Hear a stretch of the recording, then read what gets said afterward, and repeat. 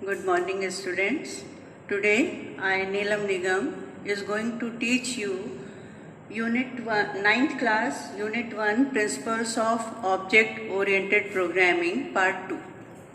Okay, in last session, we have already explained that every OOPS having 4 principles: encapsulation, abstraction, inheritance, and polymorphism. So we will discuss one by one. First is encapsulation. Encapsulation means wrapping of data and function that operate on that data into a single unit is called encapsulation.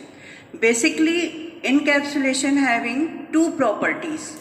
First, restricting direct access to some of the object's components. So it means hiding some of the implementation details from outside world.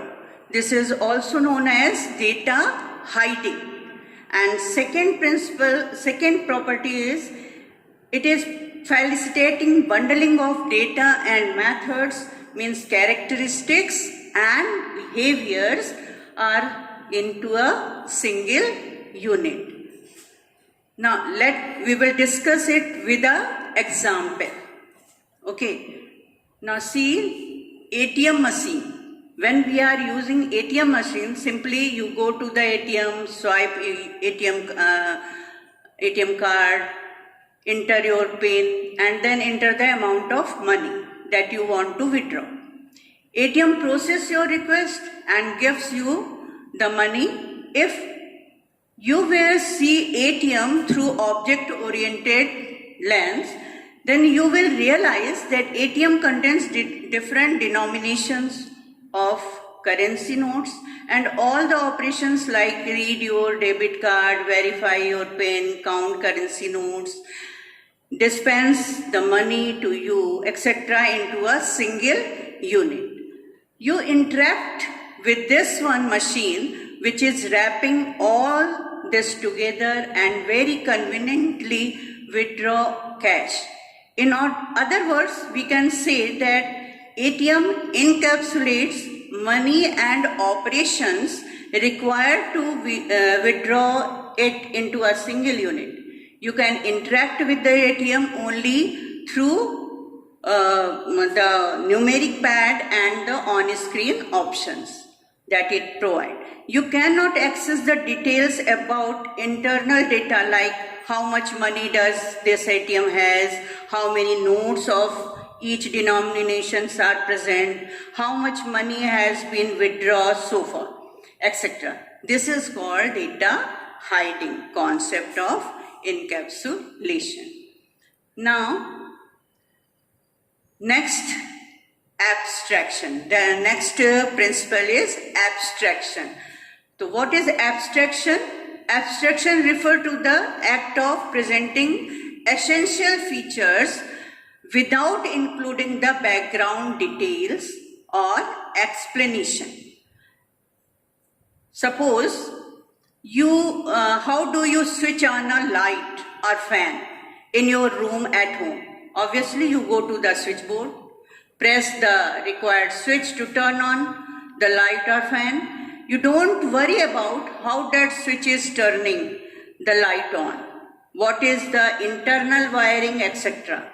Switchboard is hiding all such background details from you and provides you a very simple way to switch on and off the light. Such hiding of background details through abstraction is making our day-to-day life simpler. So this is your abstraction. Now we will compare what is the different, how both are related, encapsulation and abstraction. So we see abstraction and encapsulation are complementary concepts. Abstraction solves the problem at the design level. Means when you think about any object, so how that object will work, what facilities you want to that object. That design level is called abstraction. Going back to our ATM example, when I am designing the ATM, I will think about what steps user needs to follow in order to withdraw money. I will list down that the user will swipe his card, enter PIN, enter amount, and finally collect cash. That abstraction at work. Now I am only focusing on things that are relevant from the user's point of view and eliminating all other stuff. When I am actually making the ATM, means when we are designing only, that is abstraction. But when we are start processing, start making the program, that is encapsulation. And that step, think about how I should build this ATM so that the user can withdraw cash by just following these steps and not worrying about anything else. That's encapsulation. Hence, we can say that encapsulation is a way to implement data abstraction. So both are same thing. Now, next is inheritance. Inheritance means enabling new classes receive or inherit the property of existing class. Okay, suppose we will take here example vertebrates. Okay, one vertebrate class we will divide in 5 different other classes: mammals, birds, reptiles, fishes, amphibians, and again mammals will divide in human, whale, dog, monkey, so on. So here vertebrates is a parent class that have some specific properties. Then that property inherited by mammals, and all mammals that having the common property that we will define in the mammal class. And these classes will have their own properties. Okay, now see, we have a base class vertebrates for all the animals with a backbone. From there we can derive a mammal class to group animals that have mammary glands, give live birth to young ones, have 3 middle ear bones, etc. Then from mammal we can derive specific examples of mammals like human, whales, dogs, monkey, etc. This is another example of hierarchical is a relationship where whale is having addition to its own unique characteristics and behavior, inherits all the characteristics and behavior of mammals and vertebrates. Simply, we can expand it for birds, reptiles, fishes, and etc. also. Okay, so it means when we are using inheritance, we will focusing on 2 things. First way, inheritance helps in avoiding code duplication.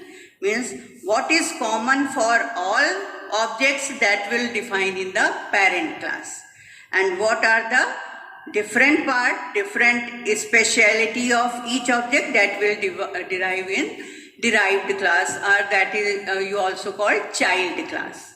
Okay, next it also reduce the need for code manipulation. Means if you want to create any new characteristics, any new class, so no need to change the code of the base class which you impact to the entire application. You can make a new class and give the extra property to that class. Okay, so this is your inheritance. Now, what is polymorphism? Fourth principle is polymorphism. Okay, so what is polymorphism? Polymorphism provides the means to perform a single action in multiple different ways. Suppose you are simply saying to speak. Okay, so other some dog will bark, duck will quack, cat will say meow, and so on. So here you can see same action of speaking is performed in different ways by different animals. This is the concept of polymorphism. When you do one thing in different way, that is called polymorphism. Okay, so polymorphism support two concepts. When we are using same actions in a simple class, so that is called overloading. Means in a simple class, when you make two or more methods with the same name but different parameters, so that is called overloading. But same thing when you are using in inheritance, means one method that you are derived in the parent class with the same name, same method you also derived in child class. So at that place it is called overriding. And in overriding, parameters should be same. Overloading parameter will be different for within each method, but in inheritance, in overriding, parameters should be same. Now, next is to differentiate between overloading and overriding. Already I have explained that method overloading deals with the notion of having two or more methods in the same class with the same name but different arguments. But in method overloading means having two methods with the same arguments but different implementations. One of them would exist in the parent class while another will be in the derived or child class. And second is, in case of method overloading, parameter must be different, and in case of method overriding, parameter must be same. So these are the difference between overloading and overriding that you can also see with the example. Suppose here we are making method of overloading. So first we have created one class overloading example with name, and here we have given one method that name is add. Okay, and it have two parameter, int a and int b. That will return the addition of that a and b. In the second method, same name but with the different parameter. Here we are using three parameters. It is not compulsory that you will take the same type of parameter. You can change the type also. Means in place of int you can take float or double, anyone, string, anyone. And then it will return the addition of three variables, three numbers. Now see, in the another example, overloading, here we have created two classes. Okay, in first class, animal class, we have defined the method eat, and here that will printing the simple message eating. This is your parent class. Okay, now here this one is child class. How you will distinguish which one is parent class and which one is child class? With this keyword, extends keyword. Okay, here it means the dog class inherit the property of, extend the property of animal class, and here that method will be same, their parameter will be same, and this is called method overriding. Thank you, students. Your first chapter is over. Now God bless you. Keep safe.